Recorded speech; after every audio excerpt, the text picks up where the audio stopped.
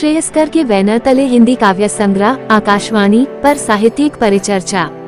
जी हां, आपको बता दें कि डॉक्टर कृपा शंकर मिश्रा के आवास पर श्रेयस्कर के बैनर तले हिंदी काव्य संग्रह आकाशवाणी पर साहित्यिक परिचर्चा हुआ, जिसमें देश के जाने माने चेहरे दिखे। प्रमुख रूप से साहित्यकार doctor Sagar Tripathi, professor Dayanand Tiwari, KCM club के नंदन मिश्रा जी, सामाजिक साहित्य जागरूकता मंच के भोला तिवारी जी और वरिष्ठ पत्रकार मिथिलेश मिश्रा जी सहित तमाम लोग रहे। सभी ने आकाशवाणी पर प्रकाश डाला।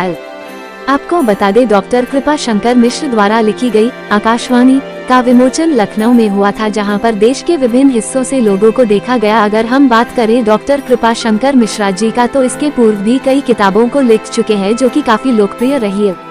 इस दौरान मीडिया से बातचीत के दौरान डॉक्टर कृपा शंकर मिश्रा जी ने आए हुए लोगों का धन्यवाद देते हुए क्या कुछ कहा, देखते हैं ये रिपोर्ट। बहुत बहुत धन्यवाद।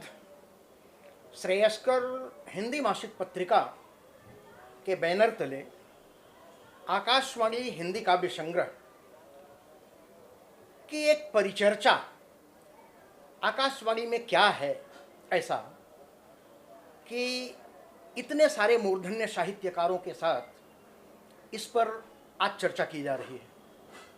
आकाशवाणी जैसे ही यह नाम आता है हमारे स्मरण में, तो हमारे पुराने जो हमारे समृद्ध संस्कृत साहित्य के ग्रंथ हैं, या हमारी संस्कृत की जो परंपराएं रही हैं, हमारे धार्मिक जो अनुष्ठान में जो व्याख्यान आते रहे हैं, वहाँ हमारा स्मरण जाता है।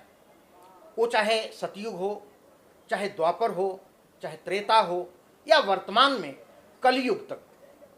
उसका एक संदर्भ है कि इसका तारतम्य ये है कि जब कभी भी समाज में अनैतिक या ऐसी क्रियाएं होती हैं जब वो असह्य हो जाएं, तब आकाशवाणी जो है उन्हें सत्पंथ दिखाती है, सत्य का राह दिखाती है, उनका पथ प्रदर्शित करती है। ये कई संदर्भों में मैं कह सकता हूँ कि द्वापर में जब युधिष्ठिर उस तालाब के पास जाते हैं जल लेने के लिए, तो उनके 5 भाई किस तरह से मूर्छित होते हैं और एक यक्ष के द्वारा किस तरह की आकाशवाणी की जाती है।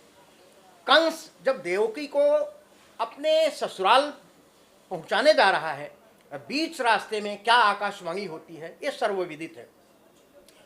जब रामावतार त्रेता युग में होता है, तो उस समय स्वयं विष्णु प्रकट होकर के उन ऋषियों को आश्वस्त करते हैं, जनि डरपहु मुनि सिद्ध सुरेशा, तुम ही लागी धरी हूं नरवेशा। ये आकाशवाणी है। क्या कहने, आकाशवाणी अर्थात जो अत्याचार, जो अपराध जो हमारे इस धरती पर हो रहा है, उन्हें समाप्त करने के लिए उस महाशक्ति का अवतरण निरंतर होता रहता है।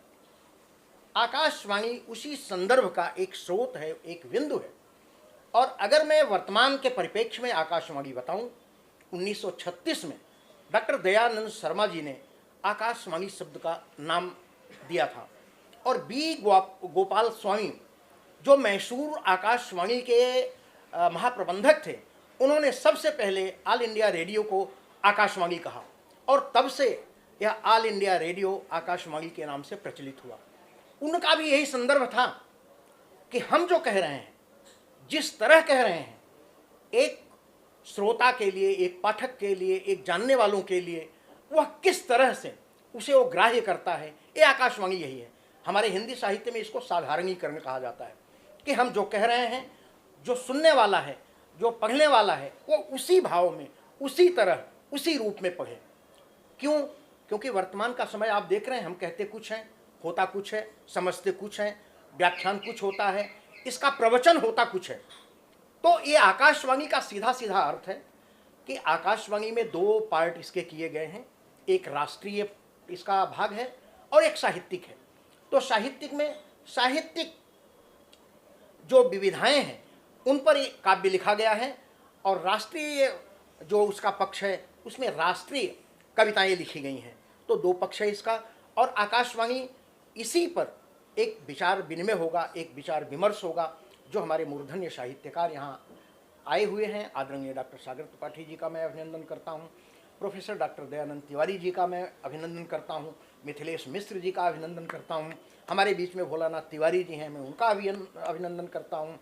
और केसियन क्लब के राष्ट्रीय अध्यक्ष नंदन मिश्र जी हैं, मैं उनका भी अभिनंदन करता हूँ और अपनी बात को समाप्त करता हूँ।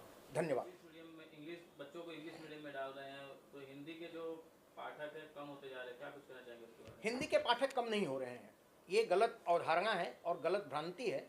हाँ, वरन ये है कि हिंदी हमारी रोजी रोटी की भाषा नहीं बन पाई है। अगर इस हिंदी को सरकारी स्कूलों में या सरकारी नौकरियों में अगर कंपलसरी मतलब आवश्यकता अगर इसकी निश्चित कर दी जाए, तो मुझे नहीं लग रहा है कि हिंदी में कार्य कम हो रहा है, हिंदी में पढ़े कम जा रहे हैं, या हिंदी के अध्यापक कम हैं, या हिंदी के विद्यार्थी कम हैं। आज आप देखेंगे कि इतनी सिनेमा पिक्चरें बन रही हैं, वो सब सारी हिंदी में डब हो रही हैं। तो क्या कारण है, हिंदी में क्यों डब हो रही हैं? क्योंकि हिंदी के जानने वाले जो लोग ज़्यादा हैं। पूरी दुनिया में अब तक जो हम देखते हैं एक सर्वे के अनुसार कि हिंदी तीसरी भाषा है, लेकिन मैं तो कहूँगा ये दुनिया की पहली भाषा है। सबसे पहली भाषा ये है। अगर एक एवरेज निकाल लें, भारत में 90% अगर बोली जाती है, तो दूसरे विदेशों में कहीं 10% है, कहीं 20% है, कहीं 40% है, कहीं 50% है। और पूरे विश्व का अगर जनगणना के हिसाब से आकलन कर लें, तो हिंदी इस समय नंबर 1 पर है, और 1 नंबर पर बोली जाती है, समझी जाती है, कही जाती है, पढ़ी जाती है। लेकिन कहीं ना कहीं सर जो मौजूदा समय के अभिभावक है उनकी भी तो कहीं गलती है, लोग हिंदी मीडियम की बजाय इंग्लिश मीडियम में बच्चों को डालना चाहते हैं। नहीं, उनकी गलती नहीं है, उनकी मजबूरी है। आप ये कहें कि उसके अगेंस्ट में उसका विकल्प नहीं है। अगर यही हिंदी अंग्रेजी के बराबर आकर खड़ी हो जाए रोजी के लिए, रोजगार के लिए, व्यवसाय के लिए, प्रोफेशन के लिए, तो मैं नहीं समझता कि कहीं से भी हिंदी कम है। आज हिंदी में कम से कम 15 लाख शब्दकोश हैं। 15 लाख शब्दों का शब्दकोश है, जो किसी भी भाषा में संभव नहीं है। तो ये अपने आप में अभूतपूर्व है, अद्भुत है। क्या लगता है सर, इस पुस्तक क्या ऑफलाइन भी ऑनलाइन भी उपलब्ध होगी, सिर्फ ऑफलाइन? बिल्कुल, अमेज़ॉन पर ये उपलब्ध है, और इसके पाठक, इसके पढ़ने वाले लोग भी बिल्कुल इसको अमेज़ॉन पे जाकर इसको खरीद सकते हैं, पढ़ सकते हैं और इसके विषय में जान सकते हैं। सर आप क्या कुछ कहना चाहेंगे इस पुस्तक के बारे में? विमोचन पर आप आए हैं, क्या शुभकामनाएं देना चाहेंगे? और आपने पुस्तक को देखा भी है, पढ़ा भी है, तो क्या यह जो आकाशवाणी है, यह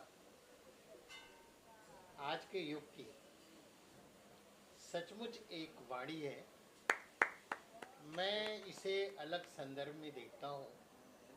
मुझे ऐसा लगता है कि यह जो आकाशवाणी है, यह जूनियर केजी से लेकर पीजी तक के छात्रों को पढ़ने लायक है। क्या बात है, बहुत बड़ी बात कही डॉक्टर साहब, क्या बात है। इतना ही नहीं, यह नाम भले आकाशवाणी है, लेकिन मैं इसे कहूँगा कि यह एक इंसाइक्लोपीडिया है, जिसमें ज्ञान के तरह तरह के स्रोत भरे हुए हैं। इसमें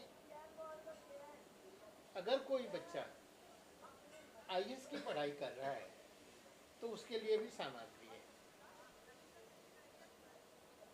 कोई अगर समाज के बारे में जानना चाहता है, जैसे कि आजकल परिवार के मूल्य समाप्त होते जा रहे हैं, माँ बाप, बेटा, बहू, सब में अंतर आ जा रहा है। उसमें इस पुस्तक में वहाँ भी तमीज़ देने का काम इस पुस्तक का है। इस पुस्तक में इतना कुछ लिखा हुआ है। मैंने देखा है कि इस पुस्तक में स्वतंत्रता के बाद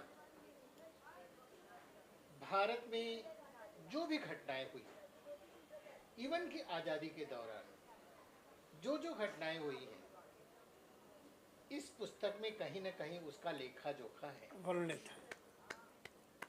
तो यह पुस्तक आकाशवाणी आज के युग की सबसे महत्वपूर्ण पुस्तक है। और इस पुस्तक की एक और विशेषता है कि इसे हर आदमी अपने घर में रख सकता है। छोटा बच्चा भी पढ़ेगा और बड़े लोग भी पढ़ेंगे। छोटा बच्चा भी जानेगा, बड़े लोग भी जानेंगे। इसलिए मैं इसको सिर्फ साहित्य की पुस्तक नहीं मानता, मैं इसे ज्ञान की एक इंसाइक्लोपीडिया मानता हूँ।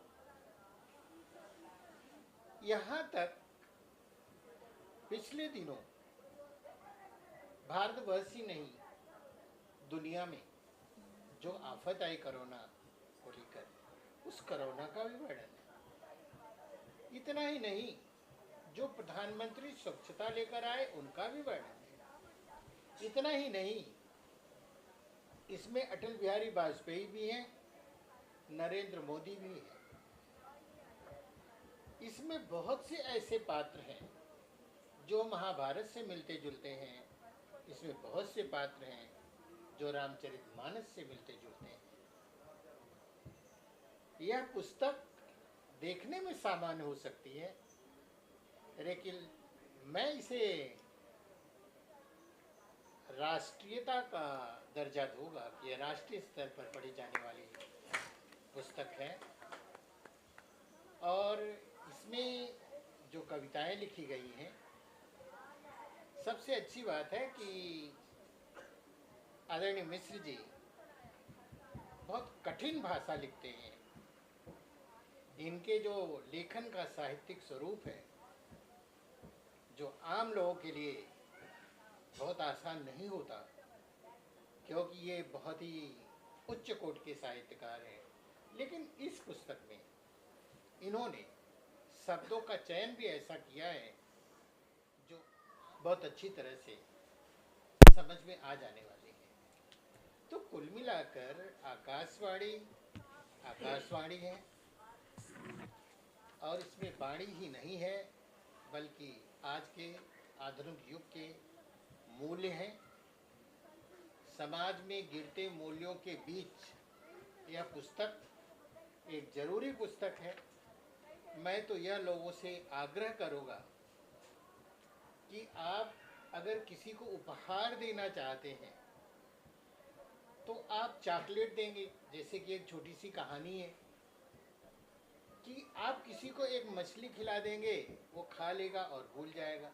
लेकिन अगर मछली पकड़ना आप सिखा देंगे तो वह जीवन भर मछली पकड़ेगा और अपना जीवन जिएगा। तो यह पुस्तक उस श्रेणी की है कि जो इसे पढ़ेगा वह उसे गुनेगा, और गुनेगा तो उसके भीतर संस्कार पल्लवित होंगे, उसके मूल्य अच्छे होंगे, तो उसका परिवार भी चलेगा और उसके बच्चे भी अच्छा सीखेंगे। उसके घर में ये नौबत नहीं आएगी ये पुस्तक पढ़ने वालों के कि बाप को वृद्धाश्रम में भेजा जाए। ऐसे लोगों को ये पुस्तक पढ़ना चाहिए। किया गया है, हर घर तिरंगा इस पर भी जिक्र किया गया है। तो आप क्या कुछ कहना चाहेंगे इस पुस्तक के बारे में, और सर को क्या शुभकामनाएं देना चाहेंगे इस पुस्तक के लिए? सर्वप्रथम डॉक्टर कृपाशंकर मिश्र जी को मैं इस बात पर साधुवाद देना चाहूँगा कि जिस विश्वविद्यालय में हमने शिक्षा पाई है, उसी विश्वविद्यालय प्रयाग विश्वविद्यालय से, उस समय यूनिवर्सिटी ऑफ इलाहाबाद कहा जाता था, वहाँ पढ़ने का मतलब ही आदमी विशिष्ट बन जाता था। और यह विशिष्टता इनकी पारिवारिक आध्यात्म वृत्ति की पैदाइश है। संक्षेप में ही, क्योंकि डॉक्टर दयानंद तिवारी जी ने, प्रोफेसर साहब ने इतने विस्तार में इतनी सटीक बातें कही हैं, तो मैं कुछ बातें ऐसी कहूँगा जो सातवें आसमान की हैं। 1978 से लेकर के आज तक डॉक्टर साहब की 17 पुस्तकें आ चुकी हैं। 18वीं पुस्तक शामली से ये सफ़र शुरू हुआ, और 18वीं पुस्तक जो है, हमारे यहाँ 18 पुराण होते हैं, तो ये माना जाएगा कि वो पुराण की श्रेणी की कोई एक चीज़ बनेगी। अब मैं आता हूँ आकाशवाणी पर। मैं अतीव भाग्यशाली हूँ, और डॉक्टर साहब से, मिश्र जी से ये पूछिएगा कि शायद मैं ही इस दुनिया में इस पुस्तक का प्रथम वर्जिन एकाकी एकलव्य पाठक हूँ। जब यह पुस्तक तरतीब दी जा रही थी तो मैंने इनसे निवेदन किया कि मैं आपकी आध्यात्मिक वृत्ति से परिचित हूँ, मुझे यह आप सुअवसर दें कि अपना आध्यात्म रस जगा सकूँ। और इनकी दरिया दिली देखिए कि पूरी की पूरी पांडुलिपि इन्होंने ला के रख दी और पूरे 1 महीने तक मुझे ये अवसर मिला। अब मेरी निगाह में आकाशवाणी, समुद्र मंथन से 14 रत्न निकले, दुनिया निहाल हुई, विश्व से कुछ परेशान हुई, शंकर जी ने अपने गले का निवेश करके लोगों को बचाया। आकाशवाणी जो है आकाश मंथन का परिणाम है।